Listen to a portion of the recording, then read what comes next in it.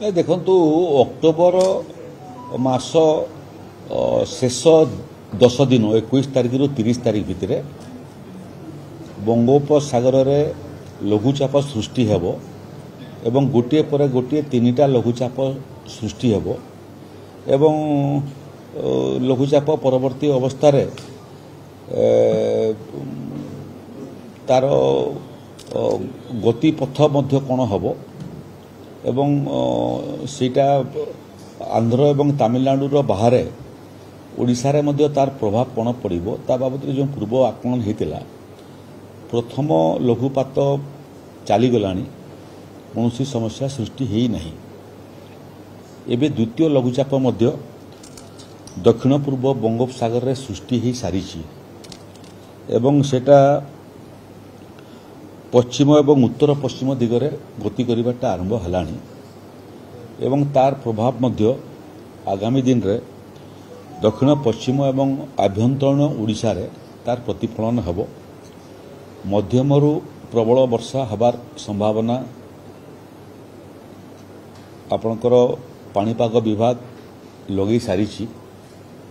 से क्रम रे दक्षिण ओडिशा आभ्यंतरीण ओडिशा एवं पश्चिम ओडिशार विभिन्न जगार घड़घड़ी सहित वर्षा हेबो 30 किलोमीटर रु 40 किलोमीटर बेगर पवन मध्य बहिबार संभावना अछि घड़घड़ी हेबार सहित गुड़िए जगार वज्रपात मध्य हेबार संभावना अछि अक्टोबर नवेम्बर डिसेम्बर ये 3टा मास ओडिशा पई स्वाभाविक भाव में बंगोपसागर रे लघुचाप सृष्टि हुए एवं बात्या परिस्थिति मध्य सृष्टि हुए तेणु आम प्रस्तुत अच्छु प्रथम लघुचापर प्रतिफलन देखा मिलला नहीं ओडिशा सुरक्षित रहिला द्वितीय अनुमान जोटा कराई 28-29 तारिख बेलू तार प्रभाव ओडिशा रे प्रतिफलन होबा बोलिकरी पूर्व अनुमान आईएमडी लगेई एवं आम प्रस्तुत अच्छु बहु समय ये आकलन रो बाहर मध्य विपर्य परिचालना विभाग जेहेतु ओडिशा एक प्राकृतिक विपर्य प्रवण राज्य तेणु आमको प्रत्येक मुहूर्त रे प्रस्तुत रहिया पई पड़े आज मध्य मु खबर रखुतली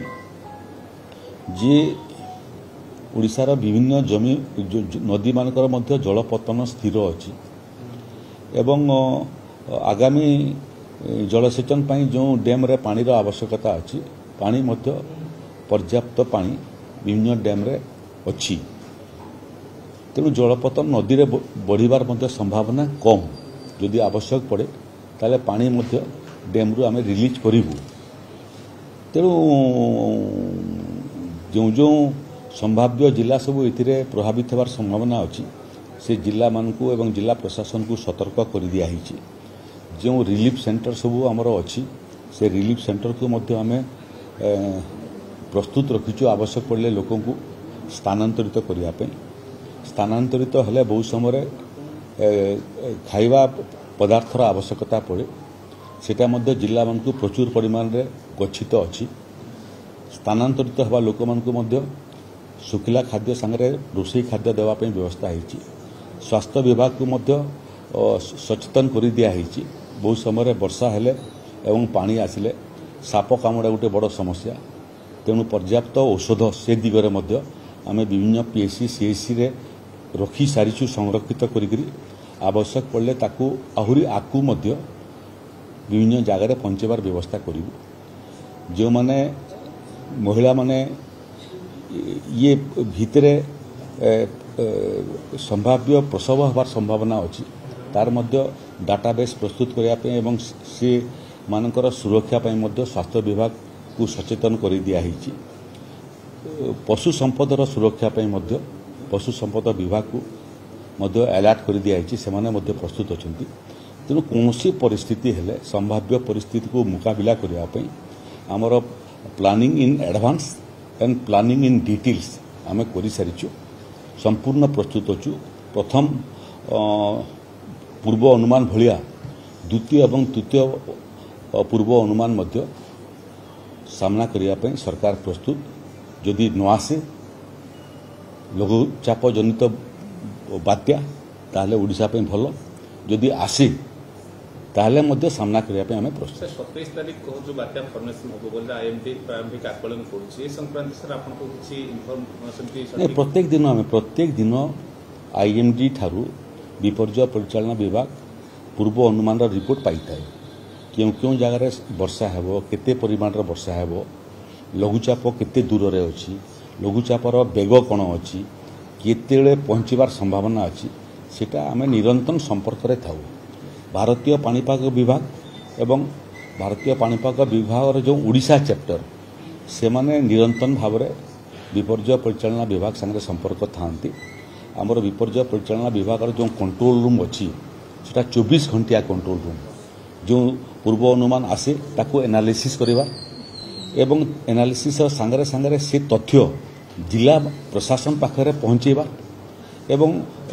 ତାର ମାଇକ୍ରୋ ପ୍ଲାନିଂ କରିକି ନିର୍ଦ୍ଦିଷ୍ଟ କେଉଁ କେଉଁ ଜାଗା ସମ୍ଭାବ୍ୟ ଜାଗା ପ୍ରଭାବିତ ହେବ ତାକୁ ମଧ୍ୟ ଆମେ ଆକଳନ କରିକି ଗ୍ରାସରୁଟ୍ରେ ମଧ୍ୟ ପ୍ରଶାସନିକ ଅଧିକାରୀମାନଙ୍କୁ ଆମେ ସୂଚିତ ବି କରିଥାଉ ଏବଂ ପ୍ରସ୍ତୁତ ମଧ୍ୟ କରିଥାଉ। ସେ କ୍ରମରେ ଏବେ ସମ୍ପୂର୍ଣ୍ଣ ପ୍ରସ୍ତୁତ ଓଡ଼ିଶା ସରକାର ଅଛି, ଜିଲ୍ଲା ପ୍ରଶାସନ ଅଛି ଏବଂ ଯାହା ବି ପରିସ୍ଥିତି ଆସୁ ସମ୍ଭାବ୍ୟ ସମସ୍ତ ପରିସ୍ଥିତି ଏବଂ ଯେଉଁ ଯେଉଁ ଜାଗାରେ ପ୍ରେଡିକ୍ସନ୍ ହେଉଛି ପୂର୍ବ ଅନୁମାନ ହେଉଛି ତାର ଆଖପାଖ ଅଞ୍ଚଳ ମଧ୍ୟ କାଳେ ବାତ୍ୟା ତାର ଦିଗ ପରିବର୍ତ୍ତନ କରିପାରେ, ତେଣୁ ପୂର୍ବ ଅନୁମାନର ବାହାରେ ମଧ୍ୟ ବାଁକୁ ଡାହାଣକୁ ମଧ୍ୟ ଆମେ ପ୍ରସ୍ତୁତ ରଖିଥାଉ। ସ୍ୱାଭାବିକ ଭାବରେ କୋଷ୍ଟଲାଇନ୍ଟା ପ୍ରଭାବିତ ହେଉଛି, 600 କିଲୋମିଟର ପାଖାପାଖି ଆମର କୋଷ୍ଟଲାଇନ୍ ଅଛି। ତେଣୁ କୌଣସି ଜାଗାରେ ବଙ୍ଗୋପସାଗରରେ ଯଦି ଲଘୁଚାପ ସୃଷ୍ଟି ହେଲା ତାର ପ୍ରଥମ ପ୍ରଭାବ ତ କୋଷ୍ଟଲାଇନ୍ରେ ପଡ଼ିବ। ତେଣୁ କୋଷ୍ଟଲାଇନ୍ ଦୃଷ୍ଟିରୁ ଗଞ୍ଜାମ ଜିଲ୍ଲା ହେଉଛି ଭନରେବୁଲ୍ ଜିଲ୍ଲା। ଦକ୍ଷିଣ ଓଡ଼ିଶା କହିଲେ ଆପଣ ଗଜପତି ଠାରୁ ଆରମ୍ଭ କରି କୋରାପୁଟ ନବରଙ୍ଗପୁର ପର୍ଯ୍ୟନ୍ତ ଭନରେବୁଲ୍ ଏରିଆ। ଏପଟେ ଆପଣ ଯଦି ପୁରୀରେ ପହଞ୍ଚିଲେ ପୁରୀ ମଧ୍ୟ କୋଷ୍ଟଲାଇନ୍ ଅଛି, ପୁରୀ ମଧ୍ୟ ଭନରେବୁଲ୍ ଏରିଆ ଏବଂ ଉପକୂଳ ଅଞ୍ଚଳ ଯେଉଁଟା ଅଛି ଯାଜପୁର, ଜଗତସିଂହପୁର ଓ ବାଲେଶ୍ୱର ଏଇଟା ମଧ୍ୟ ଭଲନରେବୁଲ୍ ଏରିଆ। ତେଣୁ କୋଷ୍ଟଲାଇନ୍କୁ ଲାଗିକରି ଯେତେ ଜିଲ୍ଲା ଅଛି ଏବଂ ଆଭ୍ୟନ୍ତରୀଣ ଓଡ଼ିଶା ଯାହାକୁ କହୁଛୁ ଆମେ ସେଇଠି ମଧ୍ୟ ସ୍ୱାଭାବିକ ଭାବରେ ବିପର୍ଯ୍ୟୟ ପରିଚାଳନା ବିଭାଗ ପ୍ରସ୍ତୁତ ବି ଥାଏ ଏବଂ ଲୋକଙ୍କୁ ମଧ୍ୟ ପ୍ରସ୍ତୁତ କରିଥାଏ। କେହି ଭୟଭୀତ ହେବାର ଆବଶ୍ୟକ ନାହିଁ, ଆଦୌ ଭୟଭୀତ ହୁଅନ୍ତୁ ନାହିଁ। ଅତୀତର ସମସ୍ତ ପ୍ରାକୃତିକ ବିପର୍ଯ୍ୟୟ ମୂଳତଃ ଅକ୍ଟୋବର ମାସରେ ଲଘୁଚାପ ଜନିତ ବିପର୍ଯ୍ୟୟ ପାଇଁ ଆମେ ପ୍ରସ୍ତୁତ ଥିଲୁ ଏବଂ ସଫଳତାର ସହିତ ସାମ୍ନା ବି କରିଥିଲୁ। ଏବେ ମଧ୍ୟ ଯେଉଁଟା ଆସିବ ତାକୁ ଆମେ ସମ୍ପୂର୍ଣ୍ଣ ପ୍ରସ୍ତୁତ ଅଛୁ ଓଡ଼ିଶାରେ ନିର୍ଣ୍ଣାୟକ ଭାବରେ ପରାସ୍ତ କରିବା। ସମ୍ଭବତଃ ସାର୍ ଗୋଟେ ଅକ୍ଟୋବର ମାସ ପରେ ବାତ୍ୟା ସାର୍ ସୁହାଏ ସେ ନେଇ କିଛି ଆଇଏମ୍ଡି ସାର୍ ଆପଣ କିଛି ଆଲର୍ଟ ସାର୍ କରେଇଛି କେମିତି କିଛି କହିଲି ପରା ଆପଣ 24 ଘଣ୍ଟିଆ ଆମେ ରିପୋର୍ଟ ପାଇଥାଉ, ପ୍ରତ୍ୟେକ ଦିନ ରିପୋର୍ଟ ଆସିଥାଏ ଏବଂ ରିପୋର୍ଟର ଏନାଲିସିସ୍ ଆମେ କରିଥାଉ, ତାର ମାଇକ୍ରୋ ପ୍ଲାନିଂ ମଧ୍ୟ କରିଥାଉ। ଏଇଟା ନୁହଁ ଯେ କେବେ ବାତ୍ୟା ଆସିଲେ ପାଣିପାଗ ବିଭାଗ ଆମକୁ ସୂଚିତ କରେ, ଏଇଟା ନୁହଁ। ପ୍ରତ୍ୟେକ ଦିନ ପାଣିପାଗ ବିଭାଗ ତାର ଆକଳନ ଲଗାଇଥାଏ ଏବଂ ସମ୍ଭାବ୍ୟ ରାଜ୍ୟମାନଙ୍କୁ ସୂଚିତ କରିଥାଏ। ଓଡ଼ିଶା ମଧ୍ୟ ସେ ଦିଗରେ କୋଷ୍ଟଲାଇନ୍ରେ ଥିବା କାରଣରୁ ସମୁଦ୍ର ତଟରେ ଥିବା କାରଣରୁ ଆମକୁ ମଧ୍ୟ ସୂଚିତ କରିଥାଏ। ଆମେ ମଧ୍ୟ ସେ ସୂଚନା ପାଉ କି ନ ପାଉ ଅକ୍ଟୋବର ମାସରେ ବାତ୍ୟା ହେଇପାରେ ଏବଂ ପ୍ରତ୍ୟେକ ବର୍ଷ ପ୍ରାୟ ହୁଏ, କେବେ କମ୍ ହୁଏ, କେବେ ବେଶୀ ହୁଏ। ତେଣୁ ଆମେ ଅଭ୍ୟସ୍ତ ହୋଇଗଲୁଣି ପ୍ରସ୍ତୁତିରେ ଏବଂ ସାମ୍ନା କରିବାରେ। ଆଉ ଗୋଟେ କଥା ଦେଖିବେ ଅକ୍ଟୋବର ଲାଷ୍ଟରେ ବାତ୍ୟା କଥା କୁହାଯାଉଛି ଏବଂ ଆଉ କିଛି ଦିନ ପରେ ଅମଳ ସମୟ ଚାଷୀମାନେ ଅମଳ କରିବେ, କ୍ଷେତ ବୁଝିବେ, ତେଣୁ କୃଷି ବିଭାଗ ସହିତ ଆପଣ କିଛି ଡିସ୍କସନ୍ କରିବେ? କୃଷି ବିଭାଗ ଗୋଟେ ବିଭାଗ ଯେଉଁ ବିଭାଗରେ ପ୍ରକୃତରେ ଚାଷ ଜମି ପ୍ରଭାବିତ ହେବା ଏବଂ ଶସ୍ୟ ନଷ୍ଟ ହେବା ସମସ୍ୟା ବାବଦରେ ଆମେ ନିରନ୍ତର ସମ୍ପର୍କରେ ଥାଉ। ବାତ୍ୟା ବହୁତ ସମୟରେ ହେଲେ ବିଜୁଳି ବିଭ୍ରାଟ ହୁଏ ଏବଂ ଶକ୍ତି ବିଭାଗ କ୍ଷତିଗ୍ରସ୍ତ ହୋଇଥାଏ। ତେଣୁ ଶକ୍ତି ବିଭାଗ ସାଙ୍ଗରେ ମଧ୍ୟ ଆମେ ନିରନ୍ତର ସମ୍ପର୍କରେ ଥାଉ। ବିପର୍ଯ୍ୟୟ ପରିଚାଳନା କହିଲେ ଆପଣମାନେ ଜାଣିଥାନ୍ତୁ ଯେ ବିପର୍ଯ୍ୟୟ ପରିଚାଳନା ବିଭାଗଟା ହେଉଛି ଗୋଟେ ନୋଡାଲ ଡିପାର୍ଟମେଣ୍ଟଟା ଯେଉଁଟା ତାର ପୂର୍ବ ଆକଳନ ସାଙ୍ଗରେ ପ୍ରସ୍ତୁତି କରିଥାଏ, କିନ୍ତୁ କାର୍ଯ୍ୟକାରିତା କିଏ କରେ? ଏକ ଜିଲ୍ଲା ପ୍ରଶାସନ କରେ ଲୋକଙ୍କୁ ସୁରକ୍ଷା ଦେବା ପାଇଁ, ଲୋକଙ୍କୁ ସ୍ଥାନାନ୍ତରିତ କରିବା ପାଇଁ ଏବଂ ତାଙ୍କର ବ୍ୟବସ୍ଥା କରିବା ପାଇଁ। ସେଥିରେ ଆପଣ କୃଷି ବିଭାଗ କ୍ଷୟକ୍ଷତିର ଆକଳନ କରିବା ଏବଂ ତାଙ୍କୁ ଇନପୁଟ୍ ସବସିଡି ଯୋଗାଇବାର ରିପୋର୍ଟ ସେମାନଙ୍କର ମାଧ୍ୟମରେ ଆମେ ପାଇଥାଉ। ଆପଣଙ୍କର ଶକ୍ତି ବିଭାଗ, ଆପଣଙ୍କର ପଞ୍ଚାୟती ରାଜ ବିଭାଗ, ଆପଣଙ୍କର ଶିକ୍ଷା ବିଭାଗ, ଆପଣଙ୍କର ସ୍ୱାସ୍ଥ୍ୟ ବିଭାଗ, ଇଏ ସବୁ ଏବଂ ମୂଳତଃ ଜଳସମ୍ପଦ ବିଭାଗ ये सबू विभागर संचालन दायित्व जे करे ताकू एसआरसी कहती तेणु एसआरसी हूँ एमती गोटे विभाग जो विभाग प्राकृतिक विपर्यय समय सबू विभाग उपरे तार नियंत्रण करिथाए निर्देश दे थाए परामर्श दे थाए एवं ताकर कार्य को निरीक्षण मध्य करिथाए। सर 27, 28, 29 प्रबल वर्षा बोली आईएमडी कहला तेणु जेहेतु गोटे बन्या बात्या कथा कहती अधिकारी छुट्टी संक्रांत से निष्पत्ति आगु नि ना से परिस्थिति आसी ना आम आज 24 तारिख रे अच्छु संभाव्य बात्यार पूर्व आकलन हूँ 28, 29 तारिख बेलू तेणु आम पाखे पर्याप्त समय अच्छी आ छुट्टी बातिल करने आमको गोटे मिनिट लगे एवं जो मैंने जो था कार्य जोग देवाई पृथ्वीर जो जगार थे आपको 24 घंटा अधिक समय लगे नहीं निजर कार्य क्षेत्र में जोग देवाई तो सबू रेडी होकर अच्छे एवं से भाया कौन सी अधिकारी मैंने छुट्टी थिबार खबर आम पाखे ना जदि किए छुट्टी थी एवं जार भूमिका अच्छी ये परिस्थिति को सामना कला बेलू सरकारी दृष्टि से छुट्टी सब बातिल हो।